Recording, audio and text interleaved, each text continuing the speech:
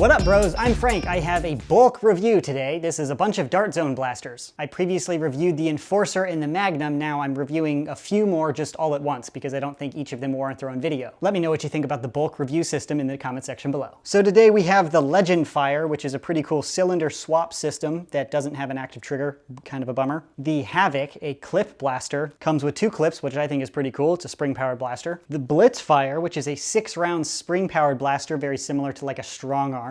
Very small, very comfortable. And the Tri-Fire, which is sort of very much like a triad, but it has a rotating barrel instead of a smart AR system, also spring-powered blaster. Bulk review going over all of them, but I'll start one at a time.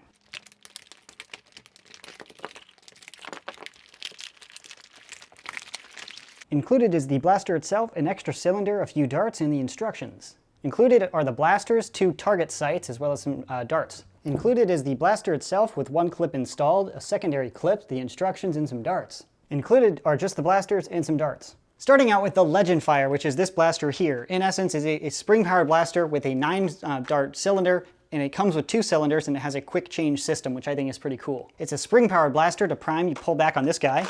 It's slam fire only. I'm not holding down the trigger, it's just doesn't have one, it's slam fire only. And a lot of Nerf blasters fire when you pump and then push forward. This one fires when you hit the rear position. Kind of surprising to me that this is slam fire only, because this is kind of the cliche long gun sniper thing from like the cowboy days, well, with the stock. So to have it slam fire only to take off all that accuracy, I think it's kind of funny, but you know, it's unique for sure. The cylinder holds 9 darts again. To load, you can just like slide it in. You don't have to remove the cylinder, but if you want to load up both, and then while you're actually like slaying zombies, you can strike back this little orange thing here, and the whole thing breaks apart, which kind of like a brake barrel. Then you can pull off this cylinder and grab the other one, which is conveniently held on this super goofy looking cylinder holder. And then you slide your loaded cylinder, pretending that's loaded, in there, and then you're ready to go to fire 9 more shots. And you can either leave your empty one on the ground or put it back onto this goofy looking little cylinder holder contraption. That's it for the functional stuff. This is the only thing that like moves, and I personally think that's super cool how it opens up like a brake barrel. Nothing else to point out. I think it's a pretty comfortable blaster, pretty comfortable grip. It kind of bothers me that it doesn't have a trigger, like I said, but other than that, very fun, ergonomic blaster to hold. And this rail, I think this is a funny rail system because it totally holds Nerf attachments. It holds them technically, but it's not really optimized for them. As you can see, it's still bouncing around. It does not have the InStrike Tactical attachment tooth, that little spring thing which shoots up into this to hold the attachment still. I'm pretty sure that's part of the patent on Nerf, and I don't think they could go that far. But if you wanted to put your Nerf stuff on this rail, it holds it okay. I mean, if it's a heavier attachment, it might slide off. This blaster, along with all of the other blasters in this bulk review, shoot Dart Zone darts, but these darts are the new revised Dart Zone darts, the enhanced ones, or super darts, I forget what they call them. These are the same dimensions as Nerf Elite darts, so this is compatible with Nerf Elite darts, and these darts can go into Nerf Elite blasters.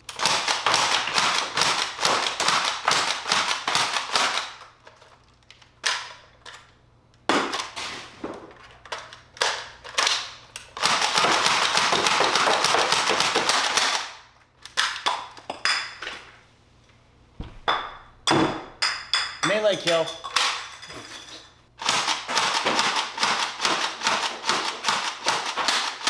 I put the Legendfire up on the chronograph, and I got an average of 76 feet per second with the Dart Zone darts and 73 feet per second with the Nerf Elite darts. In comparison to the Nerf Elite kind of par of 70 FPS, this is shooting a little bit faster than that. I did not have any jams or malfunctions to speak of. I can't say my consistency and accuracy was that great because I'm not that good with slam fire. I prefer to prime it and then, you know, drop the trigger when I'm actually aiming at what I want to hit, rather than do that and not be able to aim. Legendfire is pretty cool. My overall opinion is pretty positive. If you're into this type of thing, I'm sure you'll like the blaster. I think it looks really cool. This is really fun. Next up is the Havoc. This guy is a clip-fed blaster, not a magazine. It is indeed a clip. To load, you do that. As you can see, I'm hitting the clip and it's not advancing any further. That's just letting you know, don't put it in any further, you're good to go. There's a joke in there somewhere. You can pull it out if you like loaded it by accident or whatever, but the way to rotate it is to fire the blaster. This orange thing over here is the priming handle, so you lift up, and now you're into like priming and firing mode, so you can pull back. That's primed and ready to go, and if you can see, the clip did rotate there once.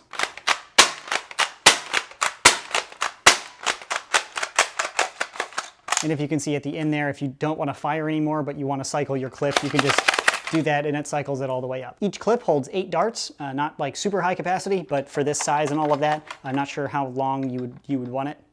Yeah.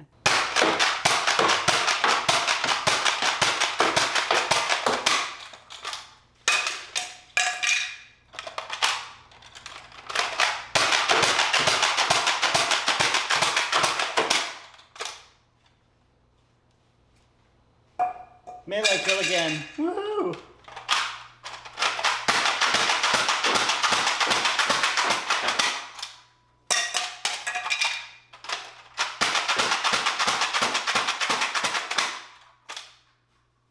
Loud, but pretty powerful. Put it up on the chronograph and I was achieving an average velocity of 74 feet per second with the Dart Zone darts and 76 feet per second with Nerf Elite darts, which is slightly above that 70 FPS Nerf Elite average. Overall ergonomics and stuff, pretty comfortable, nice grip. I think it is a little bit awkward to prime like this, but it's unique. So if you're going after something kind of unique, clip-fed, side-feeding, like MP5-esque front end, maybe look into this one. Performance is nice. I didn't have any jams or malfunctions. Clips like this of 8-round capacity with no real like other clips that you can throw in to change your capacity. Kind of like you want that or you don't and you want to gravitate towards other stuff. And again, it's unique. Very unique. It's almost like a Boomco blaster, how weird it is. Unique and weird are not derogatory, BT dubs. It's supposed to be a compliment. If you're into it, you're gonna be really into it. Otherwise, you're just like, what the F is that? Next up, the Blitzfire pistols. These things are pretty cool. 6-round capacity spring blaster. The frames are pretty small, very comfortable. I definitely like the grip design. It is a smaller grip, but it's really comfortable and it holds really well. And if you like to play toys without actually shooting darts, this is one of those that clicks and it isn't like stupidly annoying loud. Like when you dry fire, that sounds awful, but you can rotate it and click away. So that's kind of fun if you just wanted to be like, if you lost all your darts and you still want to play Nerf. This thing up here is supposed to be a sight thing that also holds 4 darts.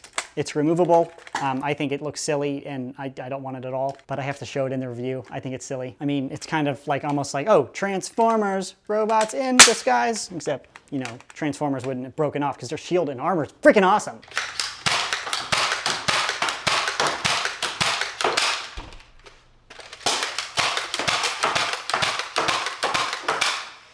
Just kidding. I do not recommend throwing plastic toys at people. Just shoot them with foam darts.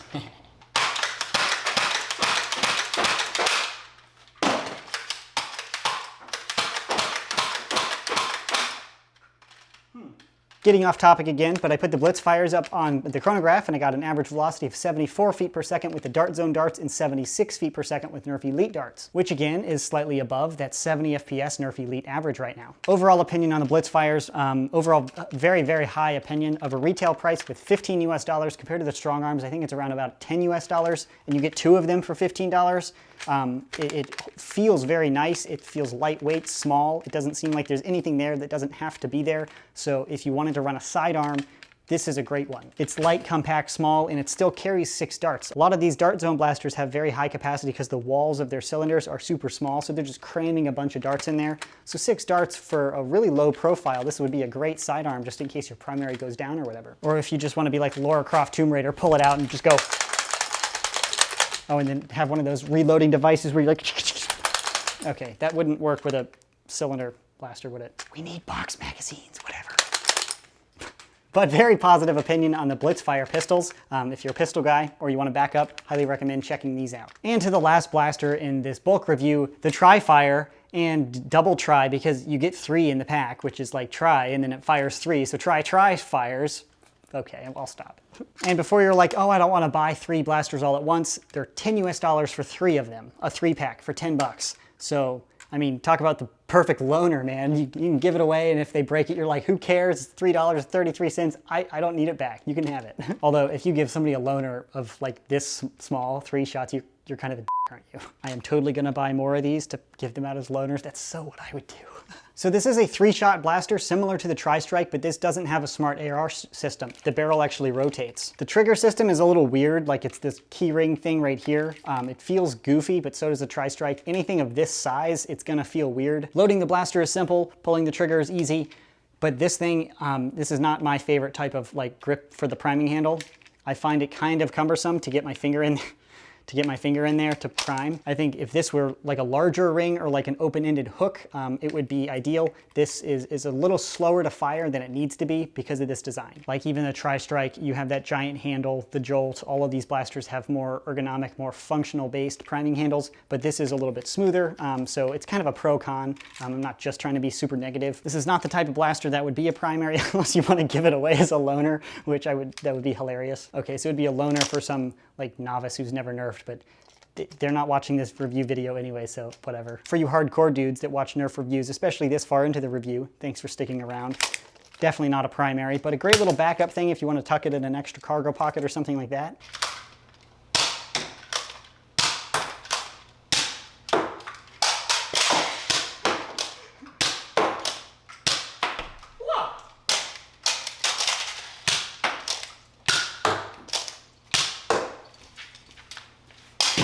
Well, now I'm out, so that was a mistake.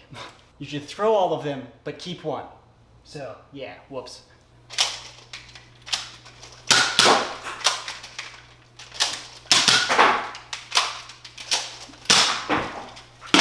Jumping increases accuracy by 10%. So just looking into a camera while shooting. Put them up on the chronograph and I got an average velocity of 66 feet per second with both the Dart Zone darts and the Nerf Elite darts, which is slightly below that 70 FPS Nerf Elite par right now, but that's to be expected with the really little size. The Jolt, Triad, all of those blasters, they don't shoot that 70 FPS either. Overall opinion on the Tri-Fire, if you're looking for a backup shot, $10 US for 3 blasters that, well, I mean, I don't think anybody needs 3 backups.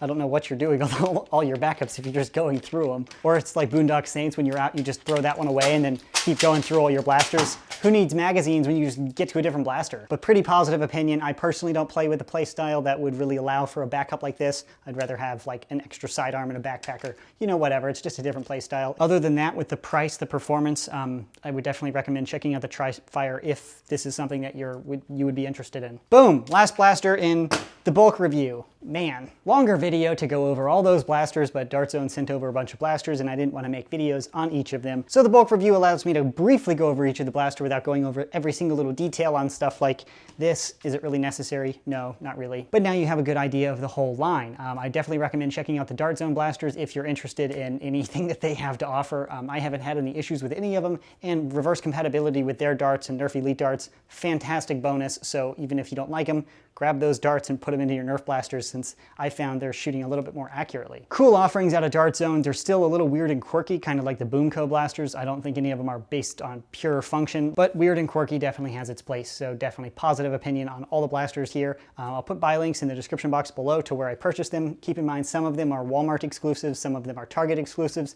and I'll put that in the description box. You can eventually find everything online like eBay or Amazon, but if you're trying to go into a store, check where they're supposed to be exclusive to first. That's my bulk review of the Dart Zone pack. Thanks so much for watching, and as always, stay tactical.